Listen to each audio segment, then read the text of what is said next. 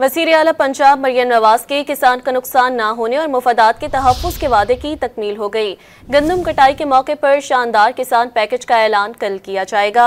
गंदम के काश्तकारों के लिए तारीख का बेहतरीन पैकेज साबित होगा। मरियम नवाज का बयान। वज़ीर आला पंजाब मरियम नवाज के किसान का नुकसान न होने और मुफादात के तहफ़्फ़ुज़ के वादे की तकमील हो गई। गंदम कटाई के मौके पर शानदार किसान पैकेज का ऐलान कल किया जाएगा। गंदम के काश्तकारों के लिए तारीख का बेहतरीन पैकेज साबित होगा। मरियम नवाज का बयान। वज़ीर आला पंजाब मरियम नवाज के किसान का नुकसान न होने और मुफादात के तहफ़्फ़ुज़ के वादे की तकमील हो गई। गंदम कटाई के मौके पर शानदार किसान पैकेज का ऐलान कल किया जाएगा।